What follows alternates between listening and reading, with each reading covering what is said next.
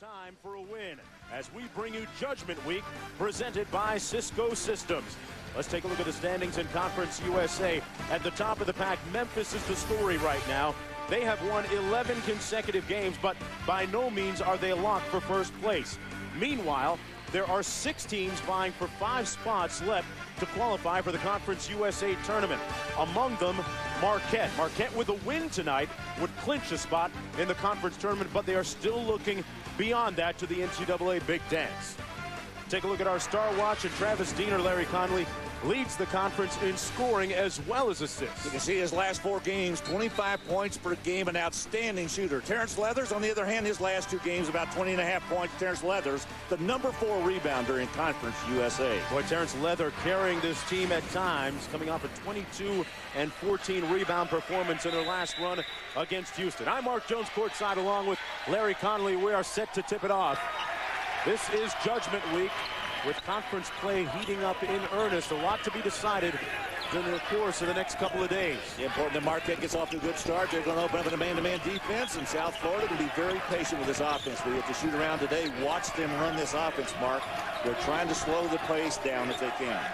South Florida's only 1 conference win, but that's kind of deceiving. They've been extremely competitive in their last half a dozen games. Inside they go immediately. Got a good look from Mosley, but he missed the easy layup. And back comes Marquette with Diener. South Florida has gone through so many tough times this year. There's Diener already firing from 3. Missed the 3-pointer. Marquette leads the conference in 3-point percentage. Diener off the mark that time. The guy that just handled is Steve Novak, 42% from beyond that 3-point line. So they've got a couple of guys that can throw it up there. Diener gets inside on Swift and a nice dish. Underneath, Mason rejected. Merritt with the putback. That's a good sign for Tom Crean. When Merritt gets on the boards, good things happen for the Golden Eagles. Merritt's really been struggling with his field goals. Only 6 of 25 in his last 3 outings. Underneath, Leather rejected, and here comes Diener. Up and down they go. A quick early pace. Novak for 3, fouled, and he'll get 3 free throws. He was hit by Brian Graham on the attempt. Well, the Cardinal rule and Cardinal sin is never foul a shooter like that, Larry. Watch Diener right here. As Mark said, the leading assist man in Conference USA, finding one of his favorite targets in the corner over there. I'll tell you what, as well as they can shoot that outside shot, and Steve Novak launched one, he's going to get 3 free throws now. They're not only number 1 in the conference, but they're 6th in the nation in 3-point shooting. All right, let's take a look at the American Airlines starting lineups. First of all, from the visitors, Sanders and Novak up front. Merritt in the middle. He's a bit of a key and an enigma at times for Tom Crean. In the backcourt, Travis Diener, the leader. Tom Crean in his 5th season as head coach, hoping that his team at this point, with a big run left in it, hoping to kind of draw on that experience from last year's Final Four run to make it back to the Big Dance this year. What a magnificent year they had last year. I mean, it was just everything fell into place. And he had Dwayne Wade, too. Out of the gate, leading 5-0. Swift on the wing, looking inside. They work it around inside to Leather, who's double-teamed immediately. Tried to hit Morris on the bounce pass, but it's picked up by the Golden Eagles. Here's Diener in transition. Barry Sanders inside. Doesn't look to score often, but does this time and is rewarded by being fouled. He'll go to the line for 2 shots. Let's take a look at the American Airlines starting lineups for South Florida and Robert McCullum's group. Leather, the leading scorer up front, along with Brian Graham, a walk-on. Morris in the middle, who had 10 blocks in their last run against Houston a few days ago. Mosley and Swift, meanwhile, in the backcourt. Pretty good ball fake by Sanders that time. You're going to have to do that when you're going inside to try to challenge Garrick Morris. He already has 92 block shots this year. One of the leaders in the nation. Robert McCullum trying to remain poised under duress. His team with just that 1 conference win so far. The former head coach at Western Michigan, where his team went 20-11 last year. And he, too, is drawing on the experience of rebuilding a position he's been in before. He understands that, you know, and it's a good thing that you have a guy like that who can step into a program that right now is maybe a little underwater, because this is a guy that's been through it before. And Robert McCullum, I know him. I know the type of character he has. He'll get it done. Just needs a chance to get his own guys in here. Seth Greenberg, the coach here last year. Swift running the point now for South Florida. Morris hands it back to Swift. Little drive and kick, baseline jump shot off the mark, and one and done once again. And a quick hit ahead to Novak for the slam dunk. See, that's what's killing South Florida. They have not been able to make open shots. I mean, they're only shooting 33% from that beyond that three-point line, only 42% overall. Now Marquette goes to a 2-3 matchup zone. Novak out of the gate quickly. Ball tipped away.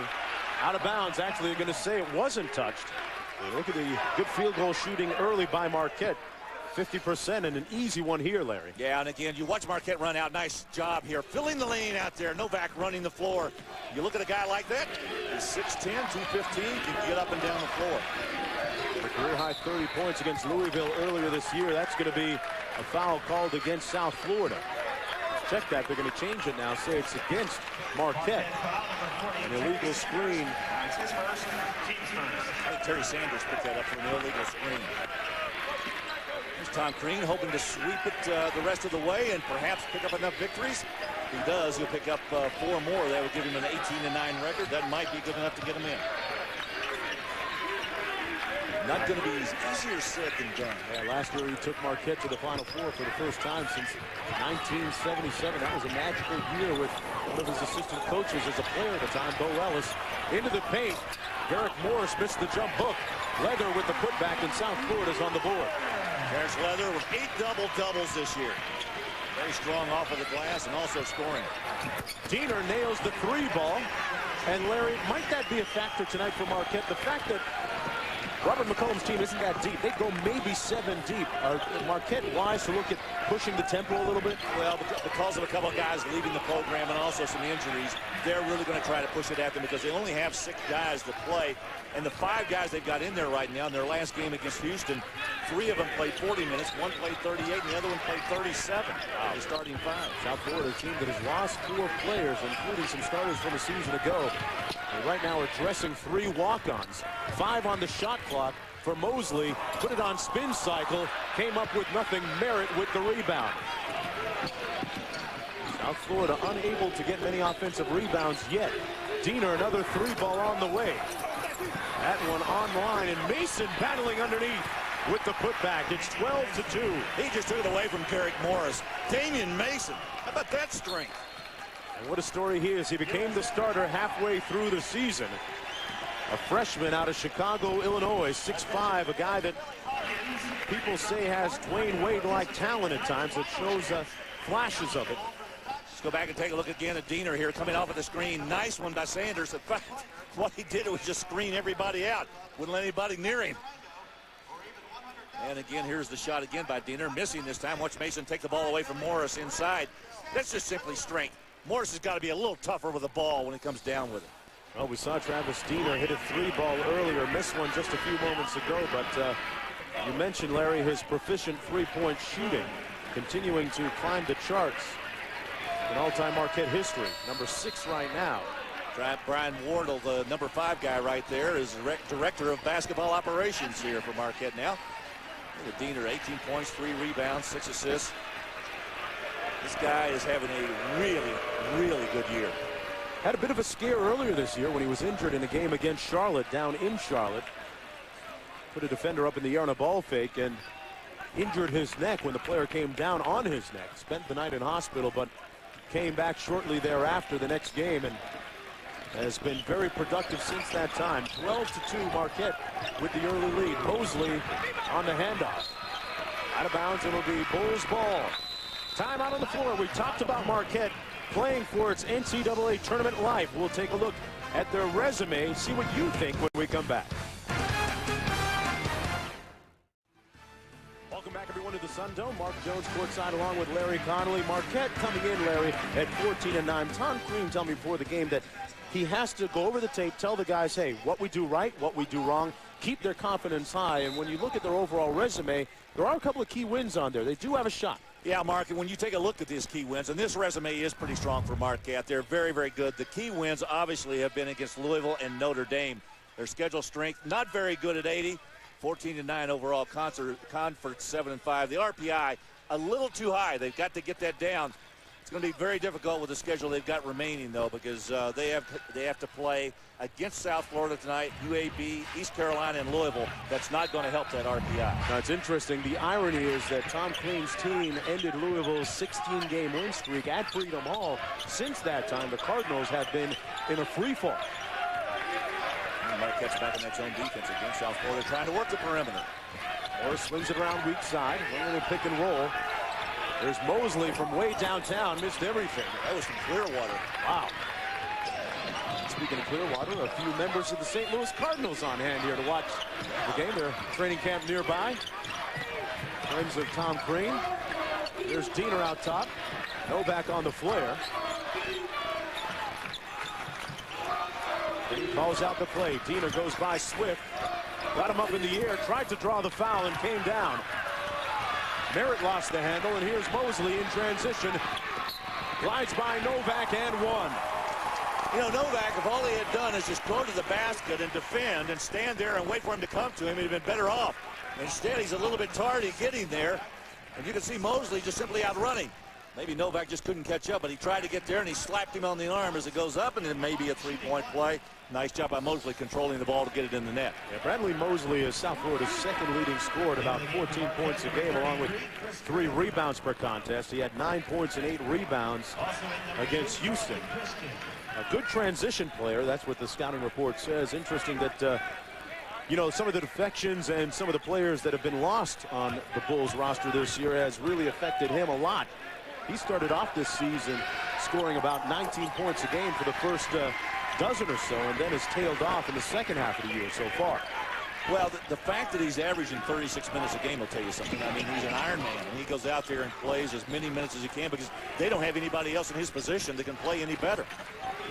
Right now they're down 12-5. Marquette with the lead. Carlton Christian has checked into the ball game, a freshman, number 2 for Marquette. Christian has earned a lot of playing time via his hard work and practice. Diener got a screen out top from Grimm, and there's going to be a foul called against the Bulls as Grimm set the screen. Well, Graham grabbed Grimm. I'll tell you what, that one's tough to get out. Graham grabbed Grimm when he was going down the baseline after he'd set the screen. He just threw him down in there. Now he's going to have to go to the bench with 2 fouls. And we mentioned at the top of the show that Coach McCullum doesn't have a lot of depth. It's going to be Marquette ball. They had some tough luck earlier this year. James Holmes had a stress fracture back on January 30th. Marlon Bryant injured his knee. He's out of action. He got hurt back in early January. Jimmy Baxter left the team, and Sam Barber was dismissed from the team. And those are 4 key guys that they needed for this year. Merritt with a nice finish, Diener with a nice pass. You know, anytime you lose that many players, you can't go, I mean, you just can't go out in the community and find those kind of talented players. It makes it difficult. And Leather spins around and knocks down the jump shot. And it's Leather, local product here from Tampa, Florida. Makes it 14-7. Merritt missed the layup. Grimm with the rebound. That's what he did in their last game against Tulane. An 81-69 victory. Grimm came in, played 24 minutes, energized minutes, had 6 points and 8 rebounds. Just like this, Larry. Well, things looking mighty grim right now for South Florida. I want to tell you, nice pass inside there to Merritt. Again from Travis Diener. Well, that young man is been terrific. In fact, there are a couple of Dieners at the top of the statistics in Conference USA. But it's a little easier to keep track of them this year, though. There's only a couple in Conference USA. Well, Cousin Drake plays at DePaul. By the way, speaking about a team that's coming on, how about DePaul, the Blue Demons? Really moving up the line.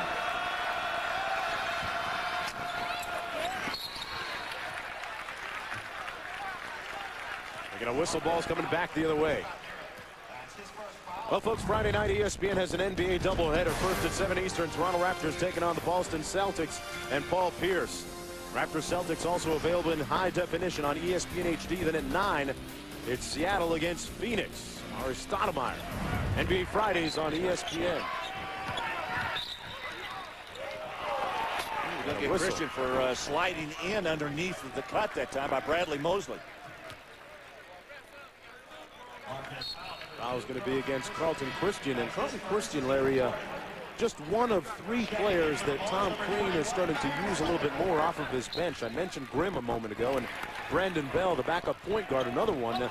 Crean says, hey, if guys work hard in practice, they're going to get minutes. Well, Christian has the reputation of being an awfully good defender, and that's something Tom Crean loves. He loves good defensive guys. Wing players about 6'5", 6'6", about 170 to 190. This guy fits that mold. And now they're on defense. South Florida with 15 seconds to go on the shot clock. Leather, top of the key. Swift got to move swiftly. Nice feed inside for the layup. To nice, Brandon Brigman. What a nice pass that was by Brian Swift. There's Diener right back at him for the layup on the drive-by. Diener is just not a long-range bomber. He can put it on the floor and get to the rim. Marquette's lead back up to 8 points. Leather inside. And he's called for the traveling violation.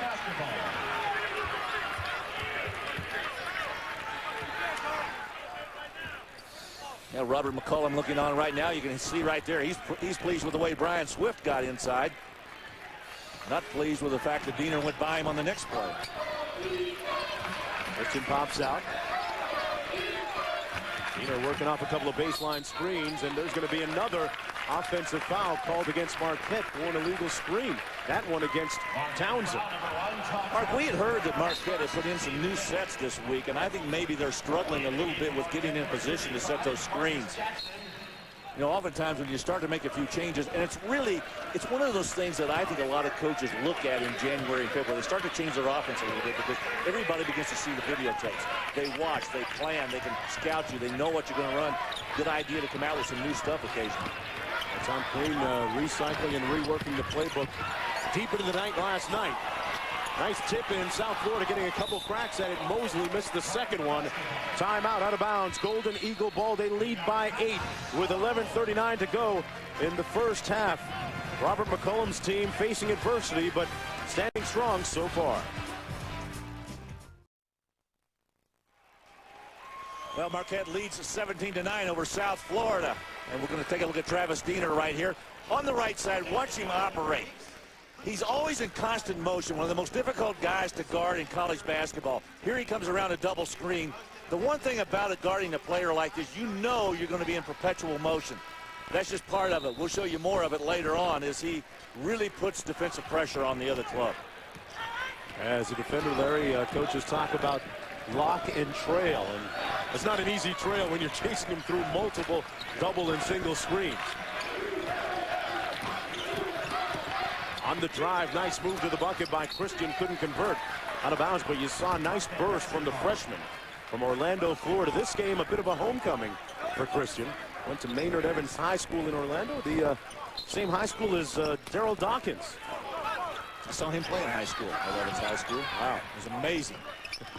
He was a man among boys. There's Diener out top. Rebounding right now, much in favor of Marquette. They're up 12-3. Scott Merritt has 4 of those. Diener knocks down his second three-pointer of the ball game. He's got 8 points in the ball game. 8 of the 20. Nearly halfway to his average. After a great start out top now, it's Graham. Look inside to Leather. Leather couldn't convert. Sometimes overmatched down there, Larry, against bigger opponents inside. Well, Marquette throws a lot of big bodies at you anyway. Townsend off to Christian. Christian drives it in. Oh, and rejected up top by Garrick Morris. Got a player control foul. Let's go back and take a look at the block. Although it doesn't count as a block because we got a player control foul. Again, Christian coming in, running over the top of the South Florida defender. I'll tell you what, Morris can really get up. Larry, when you bring it in there, you find out why he's the number 4 blocker in the country in the NCAA. Your little guys, you hear guys say send it in, he sends it out. Mosley missing the 3 ball. And once again, one and done at the offensive end for South Florida. Bull's just not getting anything done on the glass. Marquette's getting every rebound. Diener into the paint. Gets it back wide open. Nobody in the same area code that time to guard him. South Florida lucky to get away with it, but that time they turn it over. Leather throws it out of bounds on the outlet pass for Swift. Well, Mark Jones tells you about this Travis Diener. He can shoot the basketball. Look at this. Terrific shot. Long range over Brian Swift. Had the arm up. Even told the scorer how much it was. Diener now going to get a blow. Into the ball game comes Brandon Bell, a 5'11" freshman. Diener with 18 points and 6 assists per game this season. Interesting that Coach Green says he wants to get him some rest, some discretionary blows in the ball game. Maybe 2 minutes here during a timeout, during a commercial. This time of the year, important to keep Diener fresh. Well, Merritt with the rebound. Brandon Bell in to replace him right now to give him a little bit of a blow. And that guy right there, number 5, is the biggest piece of the puzzle and an enigma for Marquette. Sometimes plays like Tarzan. Sometimes you don't know where he is. Well, in his last game, for example, he only played 2 minutes against Tulane. I mean, this is a guy you expect to play 30 to 34 minutes. He's going to get you 15 points, 7 or 8 rebounds. He just hasn't been consistently good all year. There's Swift outside for South Florida. Knocks down the 3 ball. He's been doing quite a bit of that in the last 7 games, averaging almost 4 3-pointers per game in the last 7.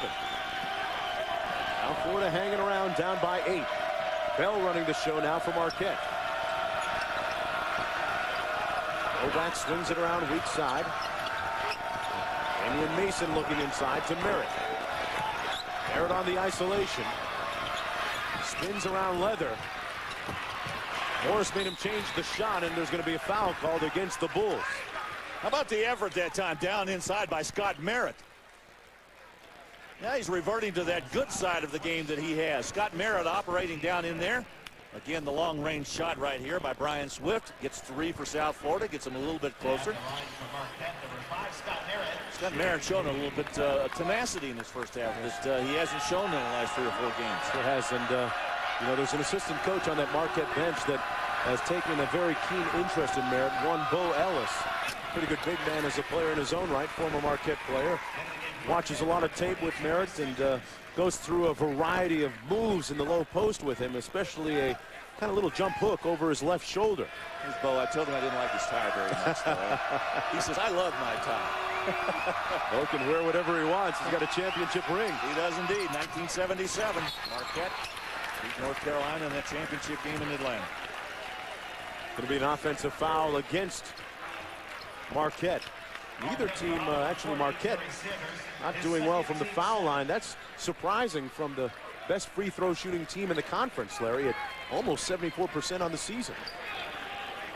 Marquette leading by 8 points, though, and Leather going to the free throw line. Roll the bonus. Terrence Leather at the line shooting 65%. At 22 and 14 in the last game against Houston. He's from the same high school as South Florida's all-time top scorer, Charlie Bradley. Robinson High School here in Tampa. Saw Bradley play a lot of games here in South Florida. Very talented, left-handed guy. Could really shoot. Robert McComb did a nice thing earlier this year. Brought back a lot of former players and acknowledged them with a nice ceremony. I think you need to do that. You know, it gets the other players, the guys who are the alumni are involved. Good pass by Mason. Sanders fouled inside. Foul's going to go against South Florida and Garrick Morris. What's Damian Mason right here? You're going to see it come to the left side. Mason picks it up, takes the look, and just throws a laser shot in there. Damian Mason's going to be an awfully good player, I think, Mark. As his career develops at Marquette, he's one of those guys who's got the great body, 6'5", 180, and he can score. He can shoot. He can drive. You saw the pass right there. He's got a very well-rounded game. He's second in the state of Illinois last year in the voting for Mr. Basketball. And meanwhile, we look at the leading freshman in Conference USA. Sean Banks from Memphis, a real treat to watch. A 6'8", 3/4. He can even play the 5 at times. He is an amazing player. He's one of a group of about 7 or 8 really good freshmen around the country. Chris Humphreys at Minnesota may be the best. What a year he has had. He's had some great numbers in the Big Ten, leading that conference in scoring and rebounding. Mosley with the jump shot from the elbow, pulled the string a little bit, and a quick outlet up court to Mason. Mason, the turbo kicked in, but a nice block by Brandon Brickman out of bounds. It'll be Golden Eagle ball with 8:21 to play in the first half. And we talked about Marquette playing for a spot in the Conference USA tournament and beyond. But South Florida, realistically, they need 3 wins, maybe 4 to get into the conference tournament. It's going to be very difficult for them, particularly as short-handed as they are. Here's Diener. They clear out the side for him. Diener gets it back to Novak. Good ball fake. Got his man up in the air. Merritt hitting the defensive glass and the putback. That's the type of effort that Green loves to see from the big fella. Well, if Merritt will do that the rest of the season and go into the Conference USA tournament like that, then Marquette could go a very long way. They've been waiting for that kind of performance all year long, at least the consistency of it. Well, Larry, Throwdown Thursday presented by Mass Mutual continues on ESPN2 at 9. And speaking about great shooters, J.J. Redick, Luol-Deng, and Duke take on Valpo at Cameron Indoor Stadium. Then at 11 Eastern, San Diego visits Ronny Turiaf, Blake Stepp, and the Zags. It's all part of Judgment Week presented by Cisco Systems on ESPN and ESPN2. I was reading the paper the other day that Mark Few is starting to make overtures about Gonzaga getting the #1 seed. Well, you can't call them a Cinderella anymore. Those days are long gone. No. They're a very solid basketball team. It's interesting that Mark has moved up from arguing about being number 6 to number 1. Shows the progress. That's a good sign.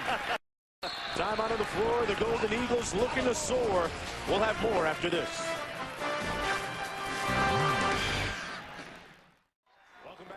Throwdown Thursday presented by Mass Mutual. Marquette leading by 9 points. And, you know, the Dieners have had some great battles on the basketball courts in Fond du Lac, Wisconsin. Teaches you to keep shooting whenever you miss. Well, again, watch Travis Diener here. That was his first shot of the night. Came up a little long. Look how quickly he gets the ball in his hands off of the screen. Then he creates his own shot. Pulls up off the dribble and nails it. Shows you the way he can get the three-point field goal up. He can take it off of the screen or he can do it himself. This guy has had, as I said, a terrific year. Very accomplished offensive player. And a good defender, too. As game continues to grow, and right now Marquette in his own defense, Swift made his first 3, missed that one. Well, South Florida getting no offensive rebounds. And speaking of rebounding, Merritt with another bucket. Merritt now in the ball game with 8 points to go along with 8 rebounds. We're here at South Florida in Sundome. It's part of Judgment Week presented by Cisco Systems. Marquette taking on South Florida. I'm Mark Jones along with Larry Conley. Look at the story on the board so far. Marquette leading 21-5. Big numbers. Inside they go. Brigham with a turnaround knocks it down. Brandon Brigham, a 6'8" junior from Philadelphia. They use all the help they can get offensively. It's a team that has offensively challenged South Florida, averaging a little over 61 per game. Diener out top. Boy, he is always in control of that basketball, isn't he? Has it on a string. Looking down low now. Chris Grimm. Novak trying to get free. Yeah, you look at that face and you think you would be simply misled by the fact that he has such an angelic look about him, because he is a tough kid. Really tough kid. His game has grown leaps and bounds. Novak much better and much more proficient this year, making his own shot. Marquette with 7 turnovers. South Florida with 4 so far in the ball game. After that last one, He had Chris Grant 16 out on the point of that zone. Brigham tries it again, this time off the mark. Rebound, and here's Diener. This Diener keeps his dribble alive, out to Mason. A little short on the 3, and Merritt with his 9th rebound of the ball game. Kicks it out to Novak. Diener got into the paint. Merritt tips it in. Scott Merritt is alive. We may be watching the resurrection of Scott Merritt tonight. On that possession, he had 2 offensive rebounds and got the field goal on the tip-in with the last one. He is the man, the bear tonight for Marquette. Marquette out-dueling South Florida 24-5 on the glass, and Leather with an ill-advised 3-pointer. Mason goes high for the pass. Almost had an opportunity for a 3-point play. Instead, he'll go to the foul line. Good recognition that time by Travis Diener. He threw the ball forward because he saw Mason was breaking to the rim. Let's go back and take a look at Scott Merritt right here as you see Diener go down the lane. Watch Merritt come from the left side right here with that nice tip in. That was his second offensive rebound on that possession. Good play again. Scott Merritt coming inside. I think Marquette's got more offensive rebounds than South Florida has total rebounds.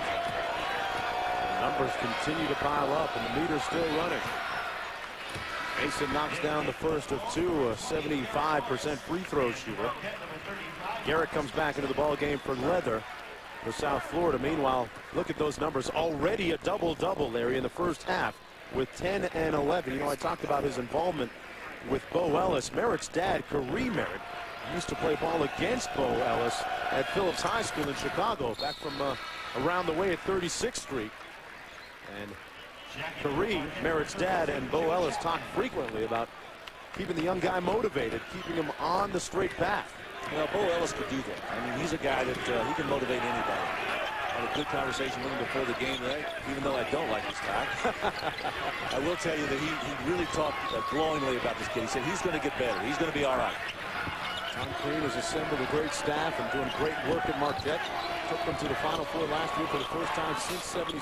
Split, meanwhile, off the mark. Grimm with another rebound on the glass for Marquette. Chapman hands it off to Novak. Now it's Diener. You can see why Grimm's getting more minutes. He's getting a lot more aggressive. I like the looks of the sophomore. He is a bull on the glass. Chapman puts it up. A little bit strong. Swift on the break for South Florida. Nice drive by Graham to the bucket. Oh, Brian Graham, he found the opening. You know, sometimes you look up and you see that opening, you can't believe it's there. Graham says, I got it, I'm going to take it to the rim. Brian Graham, one of three walk-ons seeing action for South Florida. A couple of brothers that play for Oklahoma State. Novak pops open for three off the mark. Marquette hustling, bodies on the floor. Three Marquette bodies on the floor, one South Florida body. We have jump ball possession arrow in favor of the Golden Eagles. Well, Saturday, ABC goes coast to coast to bring you a great lineup of regional college hoops. At 1 Eastern, you'll see either Wake Forest take on Maryland or Memphis battle Louisville. Those of you on the West Coast will see Pac-10 powers collide when Oregon takes on Stanford at 4 Pacific. Check your local listings for the game in your area. You're going to head west? Oh, I'm jumping on that big Iron Bird, American Airlines, tomorrow. Be calling that Stanford-Oregon game. Just two undefeated still in college basketball. St. Joe's and Stanford. Inside now, it's Marcus Great block by Morris. He got another one. Oh, he hit star 69 and said, I'll call you back. Swift with a pull-up, got it. And South Florida cuts the lead below double figs with 3:33 to go in the first half. Derek Morris really got that one going with the block. Got this crowd up, too. Mosley pounded the hardwood and said, I'm going to play some defense. Watch the cut by Jackson to the other side. They do a lot of off-the-ball screen away from the ball. That was a double staggered screen. Bell didn't take advantage of it. Bell gets a high screen. Pulls up. Knocks down the jump shot. Hey, you know what's good about that? For Bell to be able to make that basket, that really helps Tom Crean. Gives him confidence to put Bell out there when Diener's not having a good night or getting a little tired. A quick shot, Larry, that time by Mosley. And a foul against South Florida on the rebound attempt. It's going to be against Brandon Brigman, number 4. And Marquette is going to shoot.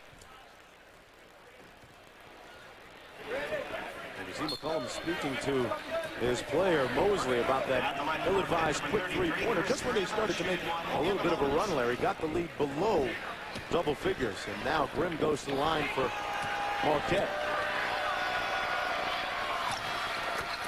Then knocks down the first, had 6 points and 8 rebounds and a season-high 24 minutes against Tulane. Previous to that, had only played a high of 19 minutes in the 5 previous games. That's the way it should be, though, Larry. You earn your time in practice. Grimm knocks down both. South Florida trying to stay close. Brian Graham has his driver's license, that's for sure. Got a pair there. We'll be back. Chris, ask Coach Martelli if he can get Larry and I a gig on his coach's show. Marquette leading by 13 here. Throwdown Thursday, presented by Mass Mutual. It was led from the opening tip. Yeah, they have indeed, and right now South Florida trying to whittle into that a little bit. They got it down to 9. Now they pushed it back to 13. South Florida's running their offense pretty well. They just can't get anything done. When they've got open shots, they can't knock them down. Foul's going to be against Merritt, who's checked back into the ball game for the Golden Eagles. Merritt, if you're just joining us, already has a double-double in the ball game, 10 points and 11 rebounds. But he sends Terrence Leather to the free throw line right now. And you would think South Florida wants to cut this lead under double figures before the half. Marquette, Larry, with a lot of friends here tonight, including some baseball players from the St. Louis Cardinals. Yeah, you were talking about the fact that I walked into the locker room beforehand, and Tom Crean was in there entertaining Jim Edmonds and Mike Matheny, Cal Eldred, Woody Williams, John Mabry, and Bo Hart. All 6 guys in there, and they presented him with a Cardinals bat. He's a big Cardinal baseball fan. Is that to use on the officials? Could be. Could be. That's a just-in-case bat, huh? And Coach Green, good friends with manager Tony La Russa, St. Louis Cardinals. Here's Diener out top. Drives it in and is fouled, and that might be the biggest improvement in his game, I think, between last year and this year. A little bit better, I see. It seems a little stronger and quicker going to the cup. Well, you got to remember this, too. I mean, they had Dwayne Wade last year. I mean, every time you put the ball in his hands, he was heading to the rim, or he was stopping with that little 15-foot pull-up jump shot. And Diener had a great target. I mean, you give the ball to Wade, you let him operate. Well, he's going to take on a different role this year. He's got to assume a little bit of what Dwayne Wade did last year, taking the ball to the rim, but continue his good shooting the outside and still be able to fulfill his point guard position. And look at his ability to dish the ball out as well. Continues to climb the charts on the all-time assist lid in Marquette. Knocks down to second of 2. And it's a 13-point lead once again for the Golden Eagles. A win tonight and they would clinch a spot in the Conference USA tournament. But in the big picture, Tom Crean's team looking at a berth in the NCAA tournament. Well, he often talks about not looking too far ahead. You know, when you got a really good club, you can afford to look ahead. You can't do that when you got a team like this. You look possession by possession, timeout to timeout, and just simply play the game as it comes to you. Don't worry about 2 games from now. Leather with a nice square up and busting a move to the cup. He's got 10 points in the ball game, the leading scorer for the Bulls, who trail by 11. Diener going to get a screen out top from Novak, and it sprung him open. Great execution on offense by the Golden Eagles. Diener now has 13 in the game. There's Leather open for a split second at the elbow, and he's fouled by Diener. He said, "You got me." Diener pointed over to Tim, and he said, "You got me. You were right. That's a good call." Diener again nailing that outside shot. Very quick. You know, he's very adept at using either hand to push the ball, to get open. Yeah, Diener's telling Tom Crean what he'd like to do for the next couple of minutes. And Tom says, "I agree with you." Marquette, 3 of 10, all of them by that man, Travis Diener. Leather back at the foul line. Halfway down and out, and he had 20 points against Marquette a season ago. And a season ago, Terrence Leather wasn't the player that he is now. This is a young man that is from some very hard circumstances in life, has undergone and seen his way through a lot of adversity growing up. One of 9 children, and has really matured and turned into quite a solid player here at South Florida. Jump ball, possession arrow in favor of South Florida. Scott Merritt has done a little bit of everything in this first half for Marquette. Travis Diener coming up with the loose ball right there. Merritt, ever present, receiving the pass from Diener, who's always looking. Good offensive rebound that time by Scott Merritt. And the one thing that Merritt has done a little bit more this year has been a lot more vociferous in his leadership, talking to players and teammates, and even coaches. Here's Swift on the wing. A little show and go, cut off nicely on the baseline by Townsend. As we approach 1 minute to go here in the first half. That's going to be a blocking foul against the Golden Eagles. And number 35, Marcus Jackson, went hard to the court. South Florida will go to the free throw line. Brandon Brickman receives the pass inside on this Marquette zone. It's wide open. You see Brickman coming down underneath. He'll pick up the foul, and he'll have a chance to get a couple of free throws here. Before Brandon Brickman, a 6'8" junior from Philadelphia, PA. Mainly an inside guy, low post player. Former All-City selection in Philadelphia. And speaking of Philadelphia, don't forget, we've got Phil Martelli, the head coach of undefeated St. Joe's, in the studio at halftime. What if he brought some cheesesteaks up from Philadelphia for the crew? Knowing Phil like I do, I'm sure he will share them. 1:10 to go in the first half. Mason at the elbow. Leather with great anticipation. Terrence Leather on the move. Oh, his name may be Leather. That was silky smooth. Boy, did he ever get up on that layup. I mean, he was blowing down that floor. Good anticipation. Trying to cut the lead down below 10 points. It's a 12 right now with 46 to go. Diener missing the three. Grimm doing what he does best inside. And it's a 3-on-1. The Bulls have numbers. Swift. Oh, that time Mosley flared out to the three-point line instead of the layup. Block and one.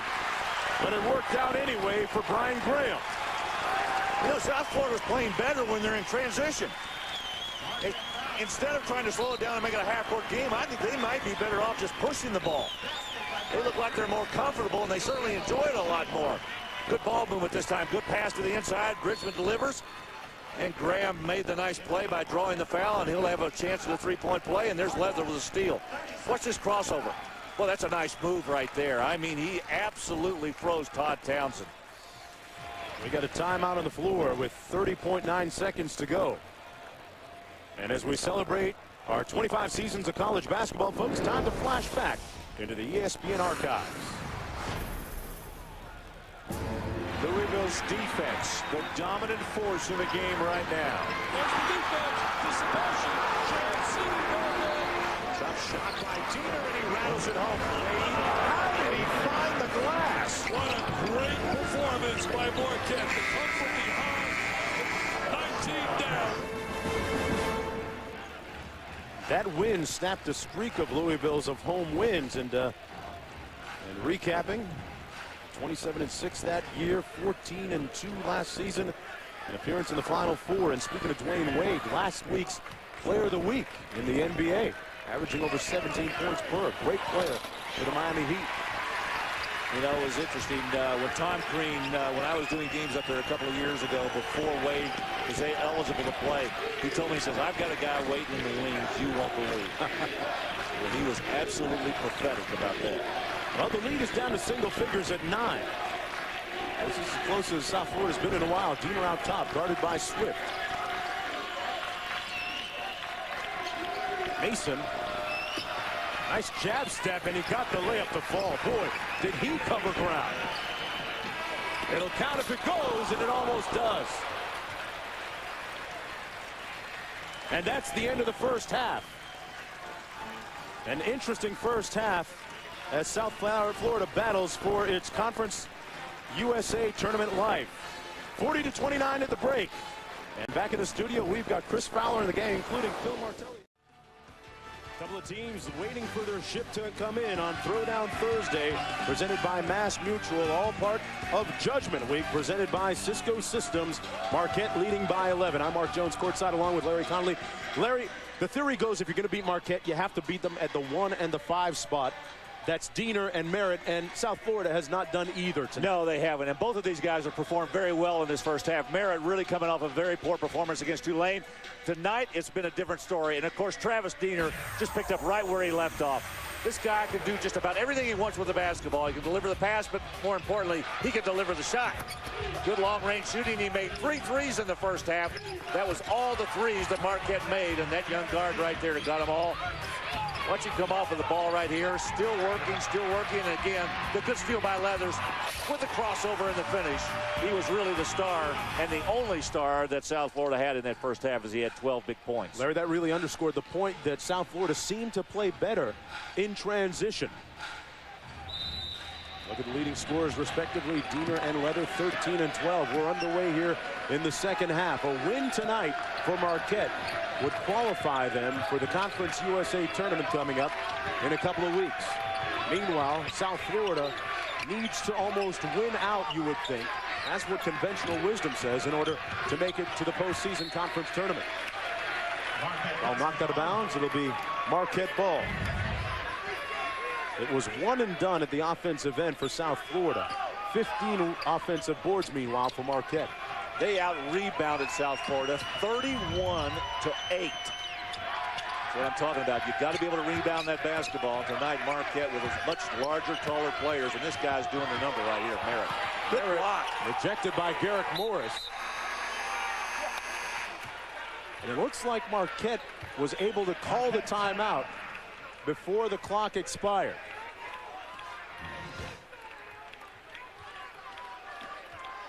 The timeout's been called. What they're going to do is put a second back on the shot clock. Well, we know that Tom Crean has some great sideline inbound play. Fantastic one coming up. Stick around. Back after this. Sideline inbound for the Golden Eagles. 1 second to go on the shot clock. Let's see what Tom Crean drew up during the last timeout. Merritt to inbound. They throw it up to the goal. Mason, hey, they got a great look at it. And Larry, as you intimated during the break, Mason, the intended target on the other half of that alley-oop. And a foul at the other end by Terry Sanders.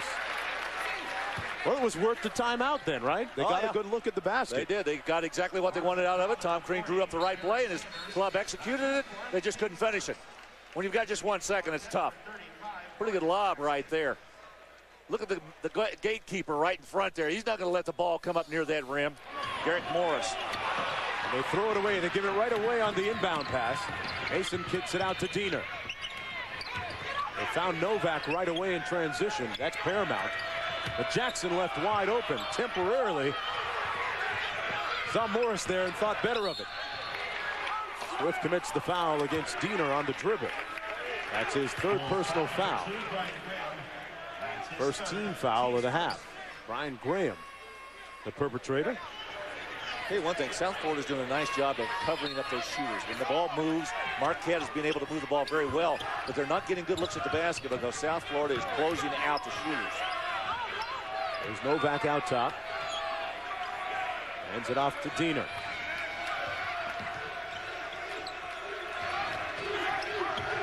Mason drives baseline, cut off nicely by Swift.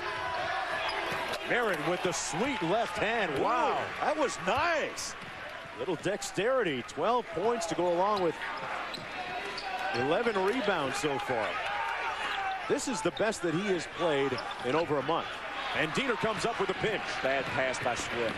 It's a 3-on-2. Novak, that's how you terminate. Well, Diener made a nice pass. He just kind of laid it out there, and Novak ran into it. Picked it up and went to the rim. This time it's Marquette doing well in transition. Leather. Mosley on the wing. South Florida still hasn't scored in the second half. They played a little over 2 minutes. Leather on the box. And he's fouled by Marcus Jackson. He'll go to the line for a pair. Go back and take a look at the transition basket again by Marquette. You can see right here, that's just a poor pass on the part of Swift. But watch Diener just lay that pass out there, and Novak run right into the ball and just take it up. Well, that's nicely done. Good pass. I think Diener gets more excited about a pass than he does making a shot. And no question, this guy is the heartbeat of the Marquette team. Got a lot of Scott Skiles in him, really feisty and fiery. He'll come at you offensively as well as defensively now this year. 13-point lead as Leather makes the second of 2.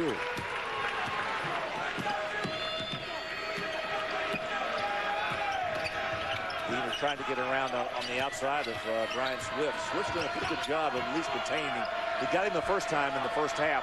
He didn't get him anymore after that. But now a mismatch. Novak got a mouse in the house, and he made Swift pay. He had a small one on him, said, give me the ball.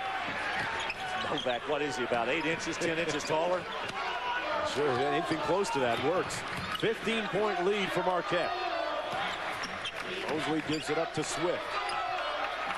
Now Florida with just one conference win this season. They need to win out to get into the conference tournament.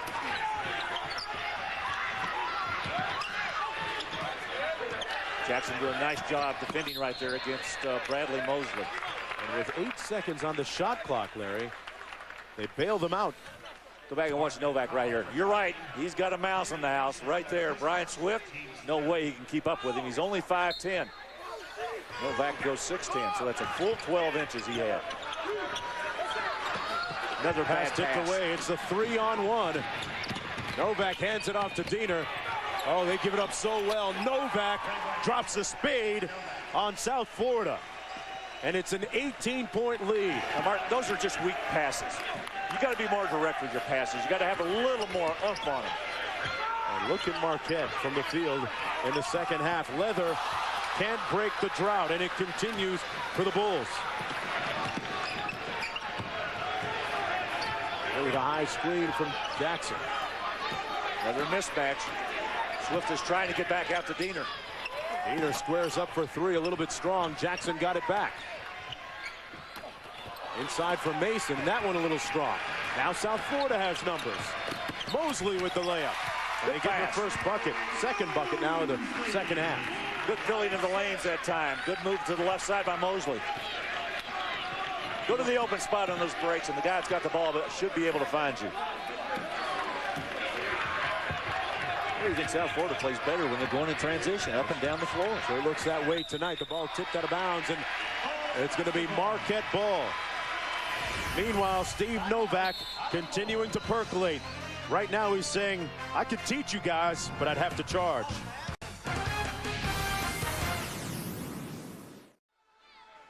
Welcome back, everyone, to Throwdown Thursday, presented by Mass Mutual. It's all part of Judgment Week, presented by Cisco Systems. Marquette leading by 16 points.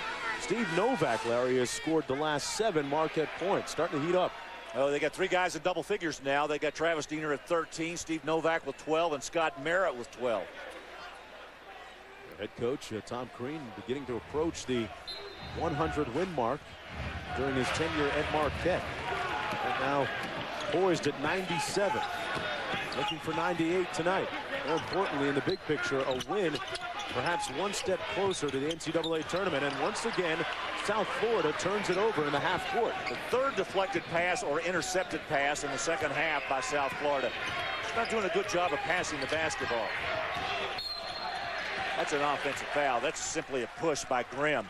Larry, that's the 3rd time tonight we've seen Crean's team commit that kind of foul. We talked about where he is on the all-time wins list. Of course, the late, great Al McGuire at 259, the leader. And we would be remiss at this point if we didn't mention Trey Schwab, the assistant coach for Marquette, who had been suffering from an incurable rare lung disease.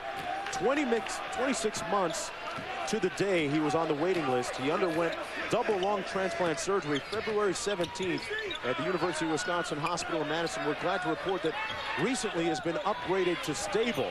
And Crean visited him recently in the hospital, said, get back here soon because the referees are killing me.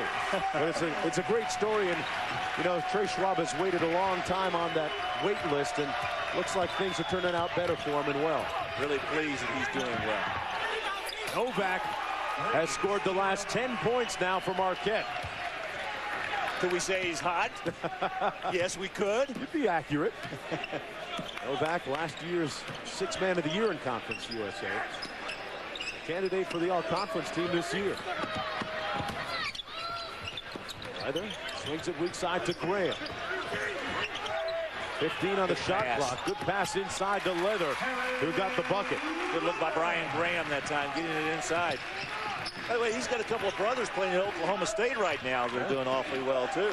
Interesting story among the 3 of them. The 2 twin brothers at Oklahoma State. They all started off at the University of Central Florida in Orlando. He didn't become eligible. Brian didn't until earlier this year, later this year, actually. Brother Joey averaging about 11 points a game out there for a very good Oklahoma State team. Novak finally missing. Marquette got the rebound back. Their lead is at 14, under 14 minutes to go in the game. Marquette looking to improve to 15-9 overall. Christian in the ball game, the freshman guard for Marquette. Grimm out top, 15 on the shot clock. Boy, Marquette has been patient when they wanted to run offense tonight. And Diener gets a good look and a good shot. That's the result. You know what? They're really good in their half-court game. Tom Crean's going to be awfully pleased with the fact that they can do that. And they're good in transition, particularly when Diener is running with the ball. Double team on the baseline. Mosley, the open man for three. Rims out. Leather battling underneath. Loose ball. Foul going to be called against Marquette, as Grimm earned himself another floor break. You know, we've talked about the half-court game of Marquette. Watch the ball movement right here by Travis Diener. Down inside, the kick-out pass coming further out, and the man who's got it done, Novak, nailing the shot. Steve Novak, 10 points in a row before he missed that last shot.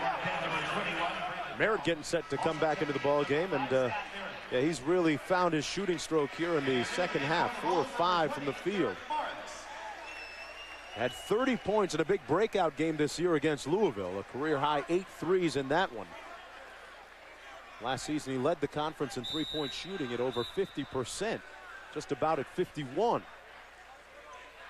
When you get a guy who's 6'10", Larry, with that kind of range, it gives you so many variables and options offensively.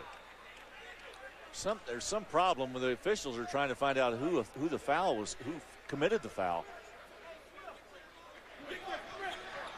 Marcus Jackson, meanwhile, going to come into the ball game for Chris Grimm.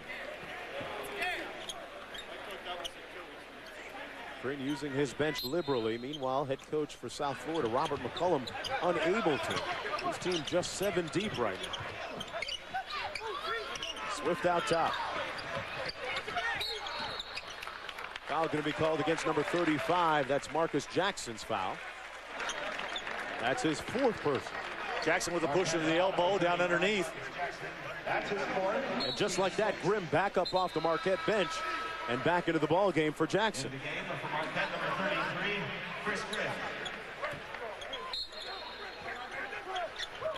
South Florida inbound under the basket. Leather snuck open and fouled and one. You know, that's one of those situations you just don't think can happen. I mean, he floated down inside. Novak had the inside position. The ball still got by him and got into the hands of Terrence Leathers. Watch him sneak in here. A little slide, a little move. Now, a little push, too. Maybe helps a lot. Still don't have a chance for a three-point play. Novak committing the foul. In football, Larry, they call that the old swim move. It looked like one anyway. Leather completes the three-point play. Hey, you know what? You have to give credit to Coach McCullum's team. They're hanging around tonight, down by 13. They haven't let go of the rope. That's a sign of some good coaching. These kids have bought into what he's trying to do. South Florida's in a 2-3. They're trying a half-court trap here. Merritt fouled. And a good foul by Garrick Morris. That would have been an easy 2. Well, Friday at 7 Eastern, the Toronto Raptors taking on the Boston Celtics. Vince Carter injured on the bench, but the Raptors trying to stop their free fall right now in the Eastern Conference. That game available in ESPN high definition. Then at 9:30, Rashard Lewis and Seattle taking on the Suns, who defeated the New York Knicks last night. NBA Fridays on ESPN.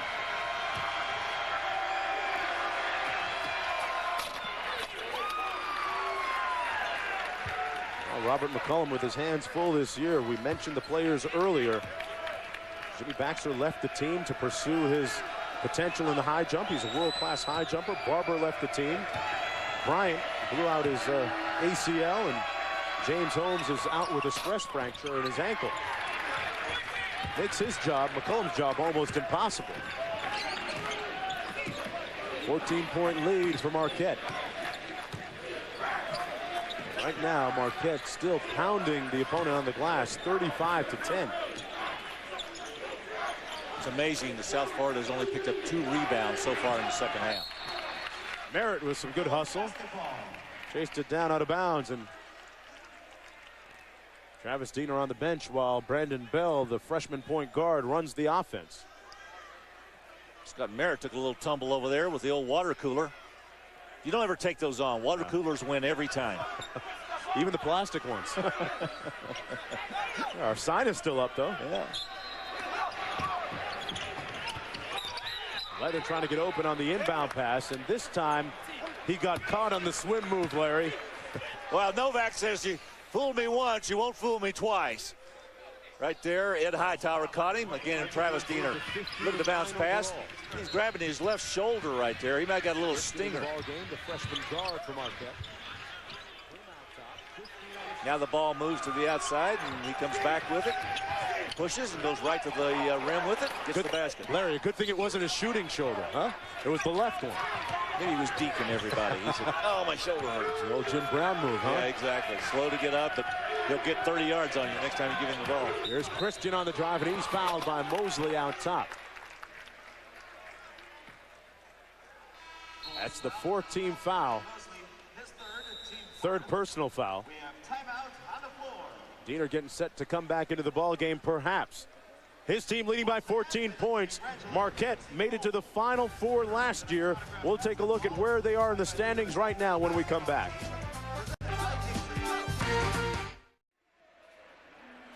Welcome back, everyone, to the Sun Dome in Tampa. Part of Throwdown Thursday, presented by Mass Mutual, and all part of Judgment Week, presented by Cisco Systems. A 14-point lead right now for Marquette, and Marquette on the bottom half of this graphic. Not a great thing. Now you can see the RPI. Memphis with the highest number, their highest being 20. That is good. And Louisville at 23, Cincinnati at 28, Charlotte at 30. I think all four of those clubs will make the tournament. That's a pretty high RPI. Great block that time by Garrick Morris, coming for the weak side as Diener gets set to come back into the ball game along with Todd Townsend. Meanwhile, teams perhaps on the bubble, Larry. Well, Louisville could be. UAB, DePaul, and Marquette certainly are. I mean, they've got to win out. They've got to perform well in the last 10 days of the season. Louisville, they have really struggled. They have lost 6 of their last 7 games. Rick Pitino's been complaining about the fact they just haven't been rebounding the ball. Garrick Morris with another block. Wow. 15 on the shot clock. They're going to have to try plan B. Morris now has his average of 4 blocks per game. Among leaders in the nation, and Diener turns it over. Here's Swift. Real turnover for him. He's got a great assist-to-turnover ratio. It's almost 3 to 1. We're going to look inside, and a foul going to be called against the Golden Eagles. Well, again, Garrick Morris right here. He's always around. A defensive presence that you have to think about when you go inside and decide to take a shot. Good block again by Garrick Morris, and he has 4 for the evening. Yeah, coming into the game, he needed 11 to become the school's all-time leader. I tell you what, he had something rare the other day at Houston. He had a double-double without points, 14 rebounds, and 10 blocks. I don't think I've ever heard of that. That's all about effort. All about effort. It's Judgment Week presented by Cisco Systems, all part of a great show here tonight. I'm Mark Jones along with Larry Conley. Marquette taking on South Florida. South Florida trying to mount a charge right now, and down by 12 points. They've trailed for most of the game. Larry, ideally, wouldn't you want to try and extend your defense a little bit? But they can't do that with the lack of bodies, correct? You can't do it because it just wears you down. I mean, if you go out and play defense, it really takes away, it saps some of the energy that you also want to use on offense. You know, if you had some bench players you could put in here, it would help you, then you could do that. Merritt crashing the glass. Actually, that was Townsend flying in off the miss by Christian. 11:56 to go in the second half. Marquette leading by 12.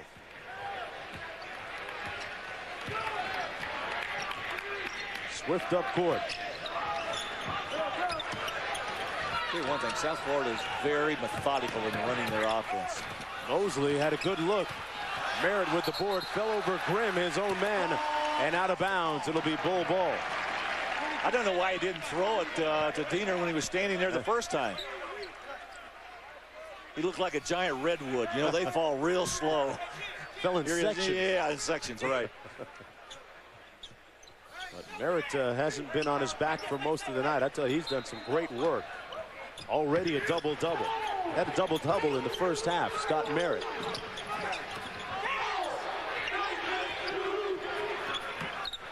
Approaching 10.5 to go. Swift from outside. You know, in the last 4 games, he shot well from downtown, but not tonight. Chris Graham with another rebound. Diener. South Florida doing a lot of switching outside. Going deep into the shot clock once again. There's Christian out front. Guarded by Graham. A little high pick and roll. Christian got into the lane. Merritt had it knocked loose. I think that man got another one. Garrick Morris. Mosley. Leather battling Merritt on the glass, and he comes away with it. Nice Great pass to Mosley. Oh, that was pretty. Larry, the lead is down to 10.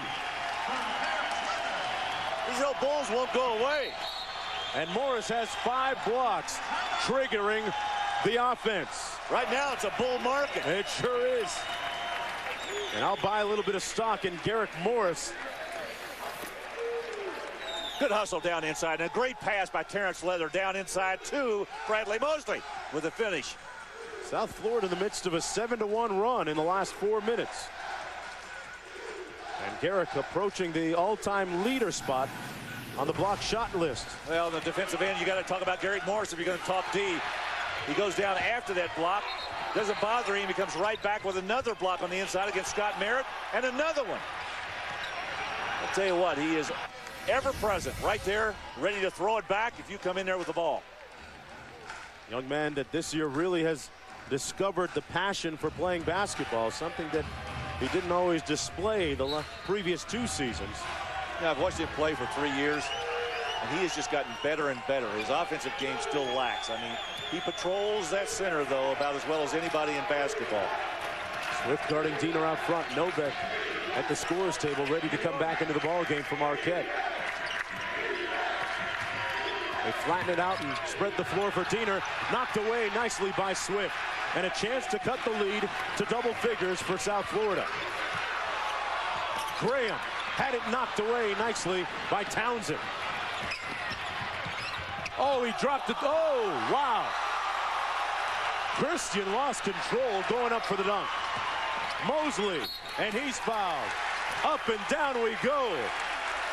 You know, that's what you do. You put the pressure on the defense. Mosley had the ball at midcourt, and he was not about to give it up. He took it all the way to the rim. Here's Diener right now handling the basketball. A little behind the back wizardry right there. Couldn't finish, but South Florida gets it coming back the other way. And watch again Bradley Mosley right here. The crossover, he goes to the inside, challenging Todd Townsend.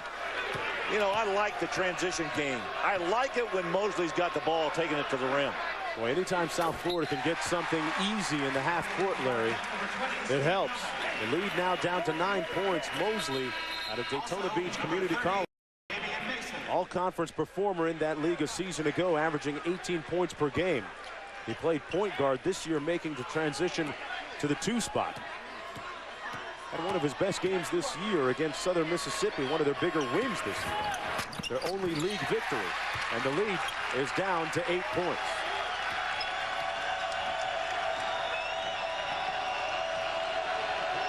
Diener across the midcourt stripe. Got ripped last time by Swift. Move.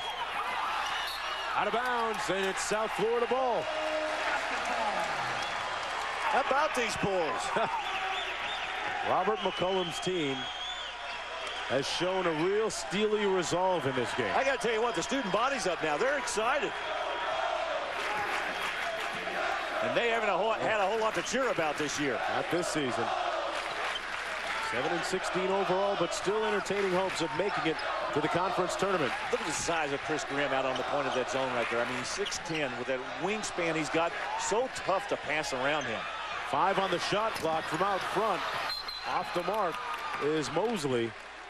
And a foul going to go against South Florida. Well, at 9 o'clock, J.J. Redick, Dang and Duke take on Valpo at Cameron Indoor Stadium. Then at 11 Eastern, it's San Diego take on Gonzaga. Ranked number 5 right now, Blake Stepp and crew. All part of Judgment Week, presented by Cisco Systems on ESPN and ESPN2. Hey, Mark, I'm just wondering, I wonder why Mike Krzyzewski schedules a game like Valparaiso this late in the conference season. You know what I think it is? What? I think he wants to get prepared for the NCAA tournament. A number 1 seed team picks up a club like that in the first round. Guys, this is what you're going to face. A great way to assimilate your team to those kind of conditions. You're right. It's been working for him, whatever he's doing, Larry. And right now, we have a foul against Marquette. It's going to be South Florida ball. And a technical foul against Travis Diener.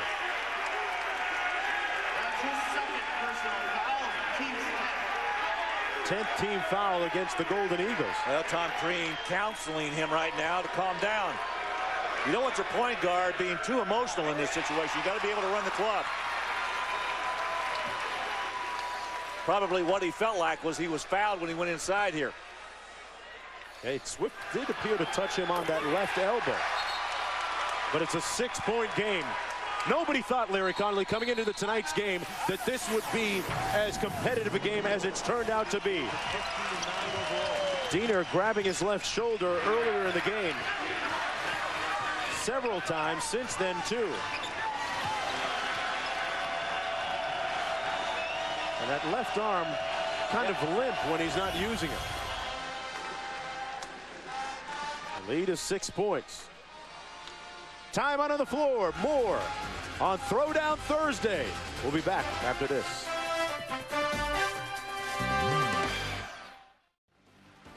Welcome back, everyone, to the Sun Dome Throwdown Thursday, presented by Mass Mutual. Marquette leading by 6, part of Judgment Week, presented by Cisco Systems. And Doc Rivers had his number retired by Marquette back on February the 14th. Average almost 14 points per game and 4.5 assists. That's his son, Jeremiah, beside him, who is quite a player. And Doc says he can't take him in the driveway like he used to anymore, Larry. My former neighbor up in Stamford, Connecticut. Well, Doc, maybe he'll get back into coaching. You think he will? I think so. Yeah. Going to take a little time and take a deep breath. I think he should. Excellent basketball player. Right now, watching his Marquette team's lead whittle down to just 6 points. Leather inside. A little strong, and I'm not sure if that hit the rim. I don't think that it did. Shot clock violation.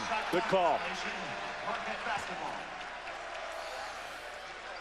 Watch Leather make the move down inside. He's trying to maneuver deep into that post area, and the ball never touched iron. Came right off the glass. Keep an eye on that left shoulder of Travis Diener. Appears to be giving him some trouble, and a foul inside. Hey, Larry, all evening long, there have been a lot of great collisions. There's a mushroom cloud forming above the key because of the contact on some of those screens. Well, you know what? There's a lot of off-the-ball grabbing. Guys are making cuts, trying to go through the lane. Somebody will reach out, hold them, and that's what the referees are calling right now. And, of course, it's still common fouls for Marquette. They will not be shooting. Looks like it's the 16th foul against South Florida, and Robert McCullum calls a timeout. You have to give that man credit for the job that his team has done tonight. In face of a lot of adversity, they lost 4 players, Holmes, Baxter, Bryant, and Barber this year to injuries and suspensions and defections. They've got 3 walk-ons on the roster, Graham, Flowers, and Moss, and through it all, you know what? Here they are playing Marquette very tough tonight. Yeah, they're only down 6, and they're still in this basketball game. Well, Saturday, more college basketball action on ABC, regional action.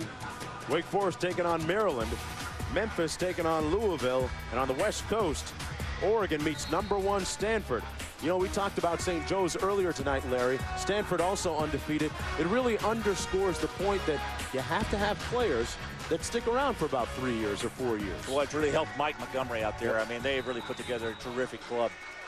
I'll tell you, a big game is that Maryland-Wake Forest game. I really think that might be the last hurrah for Maryland if they go down to Wake Forest. Yeah, speaking of bubble teams, they really need a win there.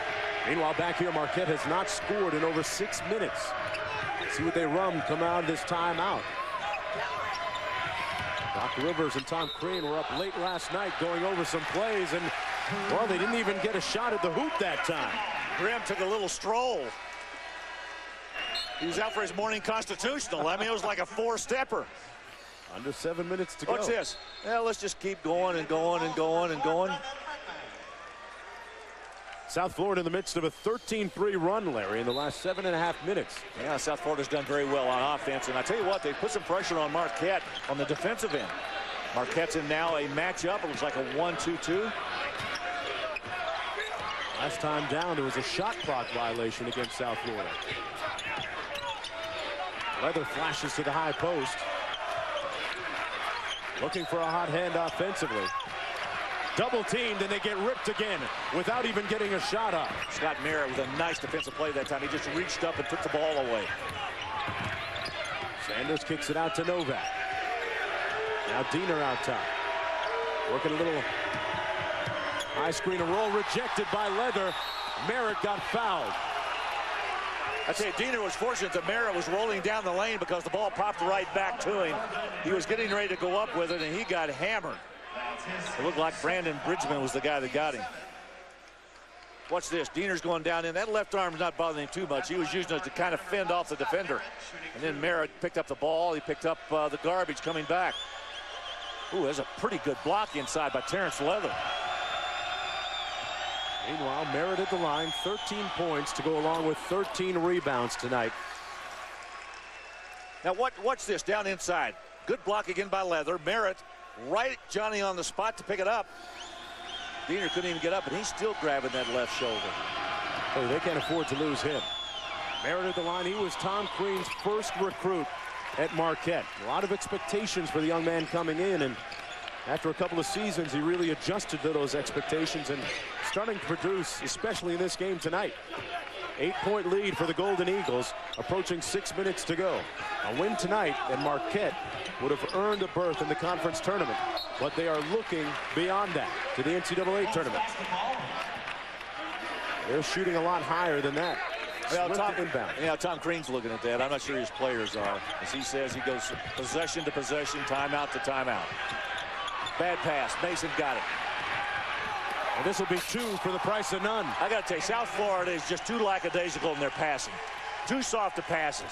Marquette's picked off 4 of them here in the second half. Costly turnovers for South Florida. And they're going to call a timeout. Still plenty of basketball left to be played with 5:37 to go in the second half. Marquette's lead at 10. One more look at that giveaway and the room service chocolate on your pillow easy dunk. Yeah, Damian Mason with a nice pickup. He looked over his shoulder right there to make sure no one was trailing him except somebody in his uniform. Bench, they're kind of happy. Yeah. Marquette. Ever notice all the dances guys do over there on the bench when somebody does something great? I mean, there's so much creativity over there. They ought to save some of it for the floor. Oh, boy. We're here at the Sun Dome in Tampa, Florida. Marquette against South Florida. It's Judgment Week, presented by Cisco Systems. I'm Mark Jones along with Larry Connolly. Tom Crean said that coming into this game, my job was to keep the confidence of this team high, and so far they've played with poise and confidence. Don't forget Valpo taking on number 4 Duke coming up next. Tip off at 9:08 Eastern time. Marquette's going to stay in that zone. The baseline to Leather. Swift has been unable to connect on his 3-point shots. He may have heard me. Well, he tried it anyway. Foul's going to go against Terrence Leather. Novak kind of waited in there, and he really attacked Leather. Got the ball before he did. That's the reason he picked up the foul. First guy to the ball, the second guy is going to pick up the foul. That's his 4th personal foul. Once again, Novak on the right side of your screen coming right up there, gets a hold of it, and then Leather reaches in and grabs him. Novak at the foul line, shooting about 87% on the season. Makes the first of 2.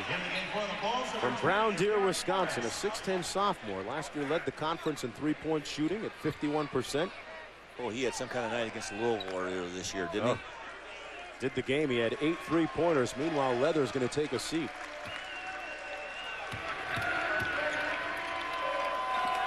Another strong outing for Novak, coming off of a 16-point performance in their last game against Tulane. And just when it seemed like South Florida was getting something going, Larry, the lead is back up to 12 points. Interesting the strategy right now by Tom Crean. It looks like he's got a box and chaser. Now Diener is backing off. Diener's the guy underneath the basket on this defense. Thought they might have had a box and chaser. 4 guys playing zone, 1 chasing the shooter. Well, it's making South Florida go deep into the shot clock. Swift got in the paint to Brigman, and they got something out of it against the zone, Larry. Pretty nice move. Usually these zones don't allow you to penetrate that deep into the basket. Travis Diener dribbling with the left hand. He's got that left shoulder problem. Merritt fouled on his foray to the bucket by Brandon Brigman. And Marquette is going to the line from here on in. Both teams in the bonus. Scott Merritt a little more assertive tonight than what he has been in the last 3 games. That's a good sign for Marquette. He can play like that going down the stretch here.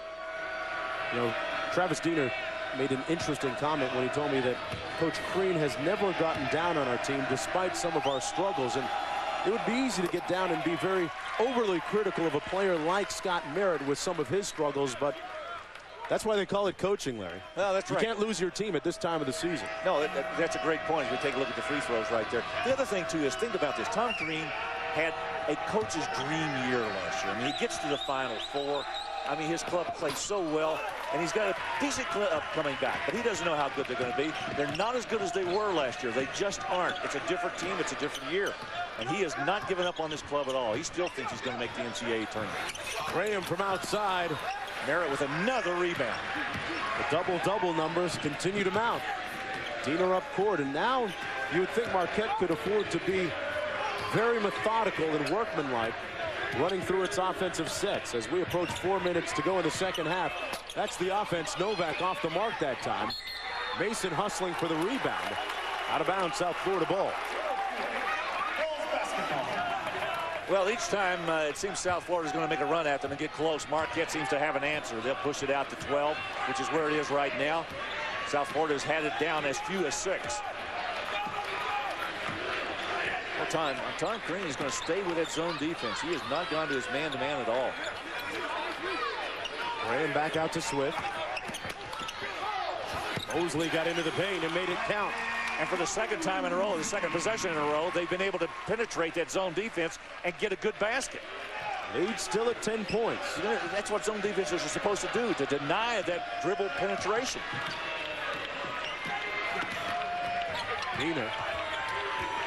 Tom Crean talked about getting him a few more breathers during the rest of the season, but Diener's put in a lot of minutes tonight. Gets a screen from Sanders. Hard to bring him out of the game and put him on the bench for what he does for this club. He's had the ball the entire possession, Larry, with 7 on the shot clock. Finally inside to Sanders. Merritt got the pass. Tough shot off glass. Chance to go back below double figures. Swift. Pass a little bit hot. Graham ran it down. Loose ball out of bounds. And it's full ball. Robert McCollum has faced a lot of different things this season. The score of the Dodge shootout is 53-63. Marquette with the lead. Back with more after this. Yeah, I might not have seen a better shooter this year than J.J. Redick. He has been terrific. South Florida, a little work to do. Trailing by 10. 2:43 to go. South Florida needs to win tonight to keep their hopes alive of making it to the Conference USA tournament. Marquette with a win would qualify for the tournament. Mosley with a baseline jump shot. Great rebound by Damian Mason. Well, great strong rebound. He got inside and went up over everybody. Time for Marquette to put it in the freezer. Yep. See if they can close this one out. The opportunity is right there. Novak. Being guarded by Mosley. Now Diener with the ball. Hard to go out and foul. You're so thin on the bench, you have nobody to go in there and replace the guys that start for you. Merritt with 7 on the shot clock, wheeling inside with the left hand. Missed it. Tipped up, and here's Swift. 3 ball, no good. Oh, good rebound inside. Oh, boy, Graham, Larry, knifed in there for the loose ball and the rebound. And with 1:48 to go, the Bulls with a chance to cut the lead to 8. That was a perilous trip going through there, but he was able to get through a number of Marquette rebounders. Great grab down inside by Brian Graham. Graham's going to go to the foul line. Graham from Brandon, Florida. One of 3 walk-ons on the crew. At the other side, though, great work tonight by Scott Merritt. Had a double-double in the first half and continues to do well, albeit he missed that last shot inside. Now Diener gets him the basketball right there, lays it up with the left hand, and again, the offensive rebounding was very strong in that first half. In fact, it's the reason that South Florida got down so badly, because Marquette was so strong. And again, watch the work on the glass right there by Scott Merritt.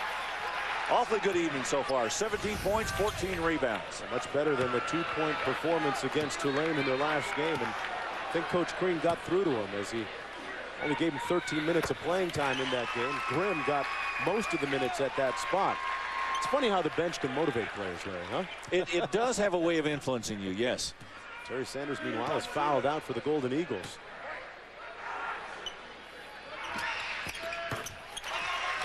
Lead is down to 8 points. Yeah, South Florida's got to press now. They got to come and get the ball. You're down 8. You've got to get some steals. They got it back. Almost. Nice play again by Graham. He almost came up with that one. Off the hands of Graham. Merritt will inbound for Marquette.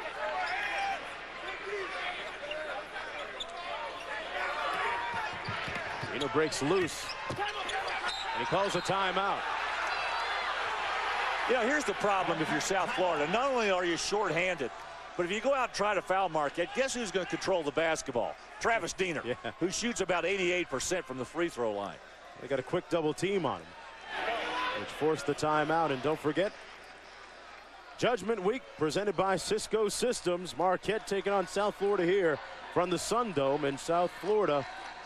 We're in Tampa. I'm Mark Jones along with Larry Connolly. And don't forget, coming up next, more of Judgment Week.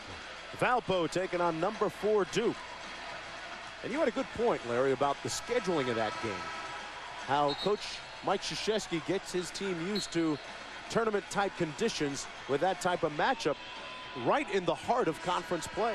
Yeah, exactly. And I think that's probably his thinking right there. I mean, oftentimes you don't see coaches late in February stepping out of conference play to play a game like this. Well, right now, Merritt to inbound, looking at full court pressure, or at least three-quarter court pressure from South Florida. Wrong guy to foul, Travis Diener. Get caught up on our Star Watch story from the top of the show. Yeah, Diener's had a pretty good night, 15 points and 4 assists, a little bit under his average in both of those categories. Leather has been terrific, 21 points, 6 rebounds tonight. Basketball just runs through the veins of the Diener family. Has a sister that plays collegiate basketball right now out with a knee injury. I think it's something in the water in Fond du Lac. Don't you? Great place to go for a pickup game. Knocks down the first of 2. 1:43 to go. I was talking with a former NBA coach earlier tonight. Said that Diener has a great opportunity to play in the league, albeit he is just a junior right now. And so that he's probably well advised to stick around for one more season. Mosley going to the cup, gets it to fall. They're going to call a timeout. A 30-second timeout with 1:32 to go, the lead at 7. Well, if the Conference USA tournament started today, which it won't, it begins in a couple of weeks from now in Cincinnati, here's what the pairings would look like in the first round. UAB against Houston, and look at that 8-9 matchup. Well, that's a good one. TCU against Marquette. Teams receiving byes already, and these 4 teams are in. Memphis, Charlotte, DePaul, and Cincinnati.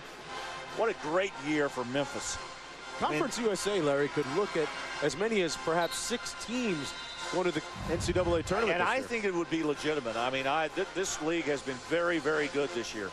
You know, we all seem to get into this conversation, more the media and the fans than maybe the players and coaches, but we all try to make decisions about who should get in, who should not get in. And, of course, there are 9 people on a committee in the NCAA who are going to make that decision.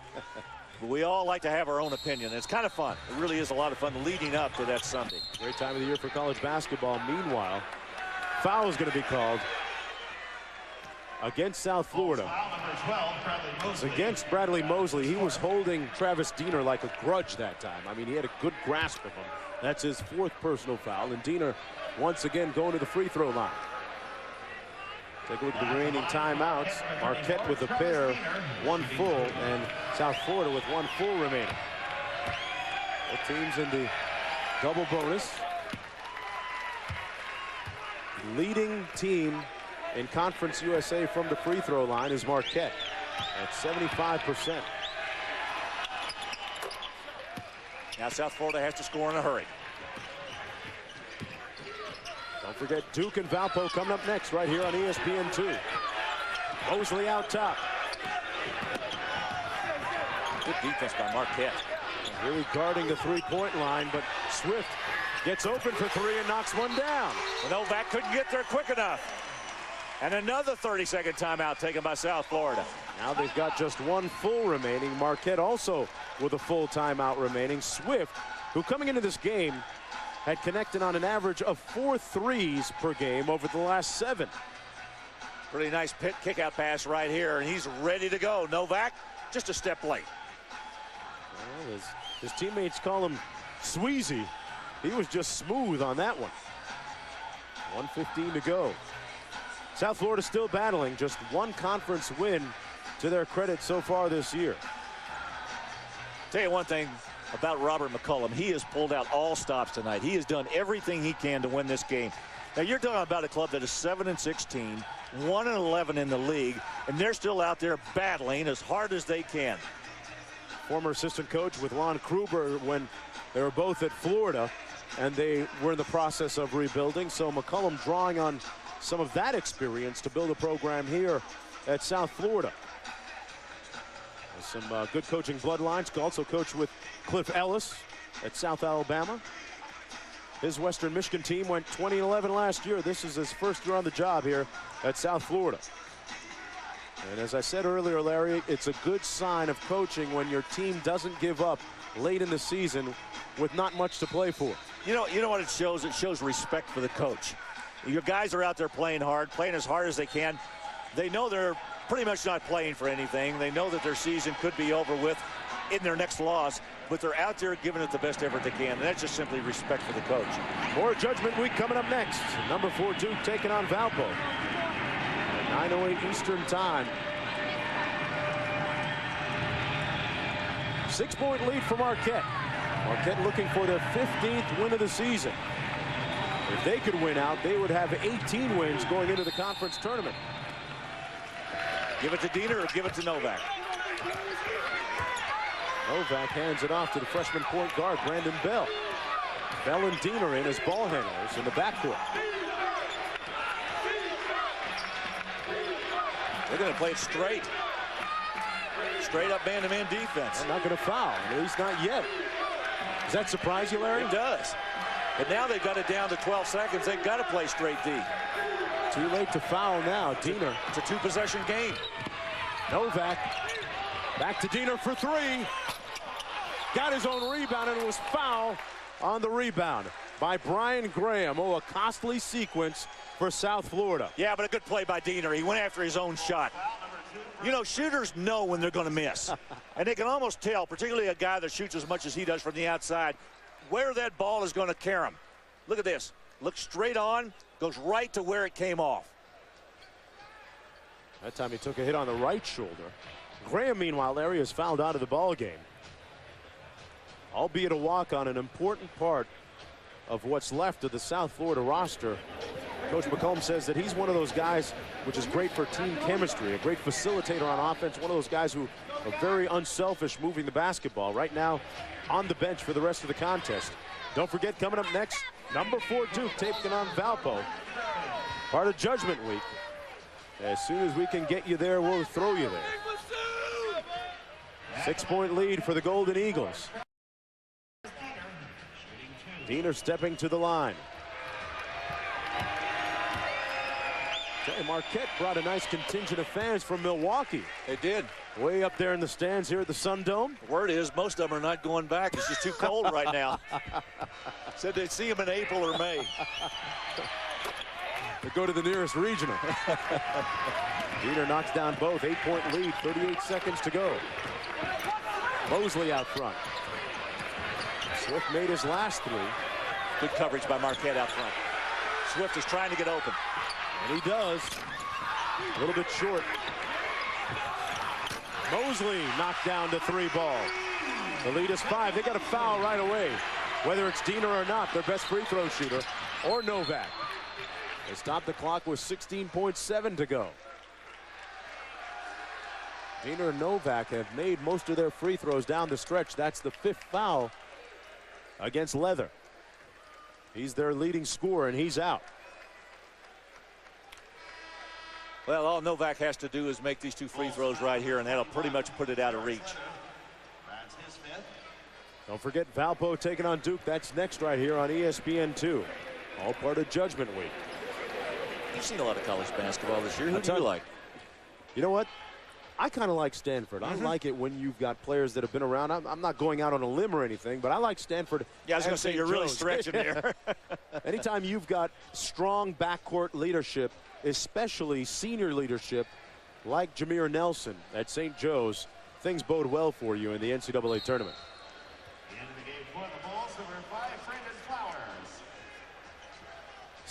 16.7 to go. Yeah, Novak can put this one out of reach if he makes both of these. Novak from Brown Deer, Wisconsin. I asked him how many stoplights they have there. He said, I know about 5 or 6, I think. And Scott Merritt is our Cisco Systems player of the game. 17 points to go along with 14 rebounds. And more importantly, in the big picture, what's left of the season for Marquette, the reemergence and rebuilding, the resurrection of his game. 7-point lead, and Merritt punctuates the Marquette victory with another rebound. And Marquette will improve to 15-9 on the season and 6-7 in league play.